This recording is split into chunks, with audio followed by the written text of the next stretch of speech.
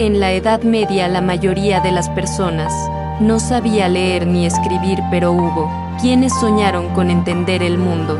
A través del conocimiento de esa idea, nacieron las primeras universidades, lugares donde los jóvenes buscaban saber y los maestros transmitían la sabiduría antigua. Todo comenzó en el siglo XII, cuando las ciudades de Europa crecían y la Iglesia necesitaba gente preparada para administrar sus leyes y sus creencias. Así surgieron las primeras universidades en Bolonia, París y Oxford, donde se formaron los grandes pensadores de la época. En Bolonia se estudiaba Derecho, en París Teología y en Oxford Filosofía y Artes Liberales. Las clases se dictaban en latín y los estudiantes pasaban horas escuchando a sus maestros sin libros ni cuadernos. Aprendían de memoria y discutían los textos como si fueran verdaderos guerreros del pensamiento. Los exámenes eran durísimos, los estudiantes tenían que defender sus ideas frente a varios profesores en público y sin anotaciones. Quien superaba esa prueba obtenía el título de magíster. El origen de los títulos universitarios modernos era un reconocimiento que podía cambiar la vida de una persona. La vida universitaria no era fácil. Los estudiantes vivían lejos de casa en condiciones difíciles, muchos eran pobres y se alimentaban mal aún. Así surgieron las primeras protestas estudiantiles por los precios del alojamiento y las malas condiciones de vida. Los jóvenes medievales también sabían luchar por sus derechos. Las universidades funcionaban como pequeñas ciudades, tenían sus propias reglas, sus representantes y sus ceremonias. Los profesores usaban togas y birretes como símbolo de sabiduría, una tradición que aún se mantiene en las graduaciones actuales. Entre los maestros más famosos de aquel tiempo destacan Abelardo y Santo Tomás de Aquino. Sus ideas revolucionaron la forma de pensar y sus clases reunían multitudes. Eran las verdaderas estrellas intelectuales de la Edad Media. Las ciudades universitarias se llenaban de vida. Los mercados, las tabernas y las calles eran frecuentados por estudiantes y maestros. Las universidades no solo eran centros de estudio, sino también de cultura, de debate y de cambio social. Muchos de los textos estudiados eran traducciones de autores griegos y árabes. Así el saber antiguo se unió al pensamiento cristiano y surgió una nueva forma de entender el mundo que más tarde dio origen al Renacimiento y a la ciencia moderna. La universidad medieval fue mucho más que un lugar de estudio, fue el nacimiento de una idea poderosa, la de que el conocimiento podía cambiar la sociedad y transformar a las personas. Por eso hoy cada vez que entras a una clase estás continuando una historia que empezó hace siglos, cuando un grupo de jóvenes soñó con aprender para cambiar el mundo.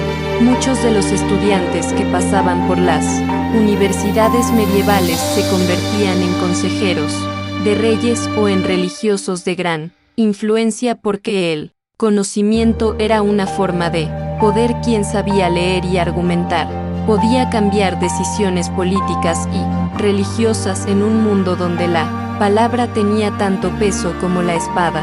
Las universidades también fueron el escenario de los primeros enfrentamientos entre la ciencia y la religión.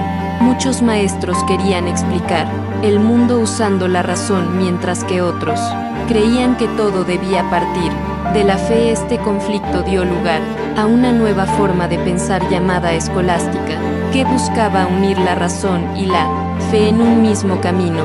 Las bibliotecas universitarias eran tesoros invaluables. Cada libro era escrito a mano y guardado celosamente.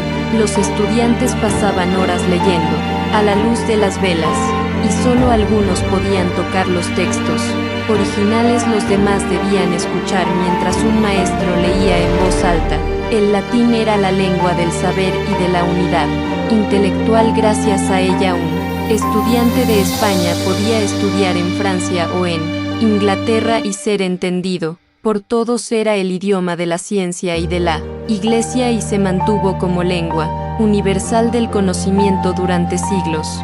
Las universidades también fueron un lugar de innovación social por primera vez. Los jóvenes de distintos reinos convivían bajo un mismo techo, compartían costumbres, idiomas y formas de pensar, y eso cambió para siempre la idea de Europa como un territorio dividido. A medida que pasaban los siglos, las universidades se expandieron a otras ciudades como Cambridge, Salamanca y Praga, cada una con su propio estilo y sus propias reglas. Algunas eran más religiosas, otras más humanistas, pero todas tenían el mismo espíritu: buscar la verdad a través del conocimiento. Los maestros eran respetados como sabios, pero también eran temidos. Sus palabras podían condenar o consagrar a un estudiante. Un solo error en una disputa pública podía arruinar una carrera, mientras que una respuesta brillante podía asegurar un puesto de honor en la universidad.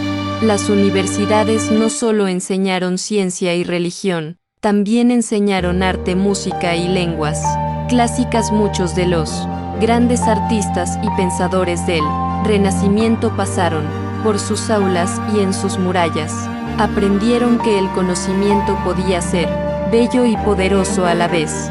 Con el tiempo, las universidades se convirtieron en guardianas de la historia. Cada documento, cada códice y cada idea era un tesoro que debía protegerse de las guerras y de la ignorancia, y gracias a eso hoy aún conservamos muchos de los textos que definieron nuestra civilización.